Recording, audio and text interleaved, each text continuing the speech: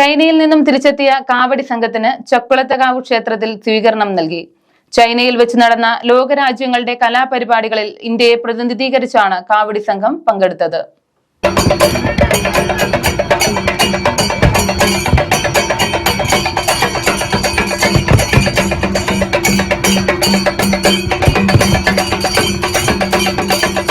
പരിപാടി അവതരിപ്പിച്ച് അവർ സോഷ്യൽ മീഡിയയിൽ ഇട്ട് അത് കണ്ടാണ് ഇവരെ പല രാജ്യങ്ങളിലേക്ക് ഇന്ന് വിളിച്ചുകൊണ്ടിരിക്കുന്നത്.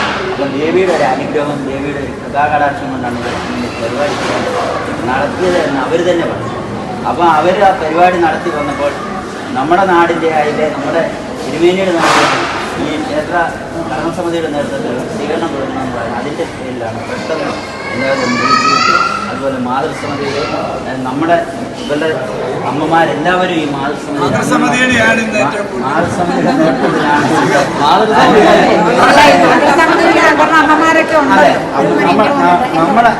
നമ്മുടെ പിള്ളേരെ നമ്മുടെ മക്കളല്ലേ.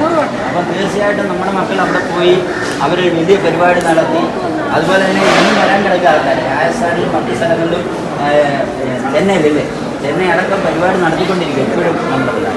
അപ്പോൾ അവർ എല്ലാവരും ഇത് പോയി വന്ന് അപ്പോൾ അതിൻ്റെ ഒരു സ്നേഹം പങ്കിടാനും തിരുമേനിയുടെ ഒരു അനുഗ്രഹം മേടിക്കാൻ തിരുമേനിയുടെ മാതൃസമിതിയുടെ നേതൃത്വത്തിൽ സ്വീകരണം നൽകാൻ വേണ്ടിയാണ് ഇവിടെ വിളിച്ചത്. കാണികളിൽ വിസ്മയക്കാഴ്ചയൊരുക്കി ചൈനയിൽ നിന്നും തിരിച്ചെത്തിയ കാവടി സംഘത്തിന് ചക്കുളത്തുകാവ് ക്ഷേത്ര മാതൃസമിതിയുടെ നേതൃത്വത്തിൽ സ്വീകരണം നൽകി.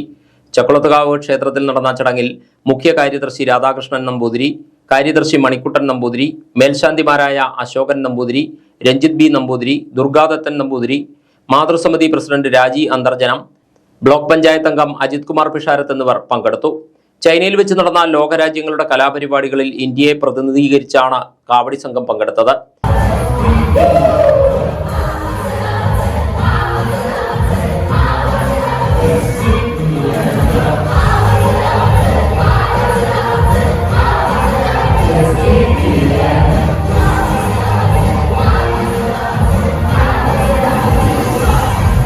ഇറ്റലിയിലെ ഇവന്റ് കമ്പനിയാണ് സംഘത്തെ സ്പോൺസർ ചെയ്തത്.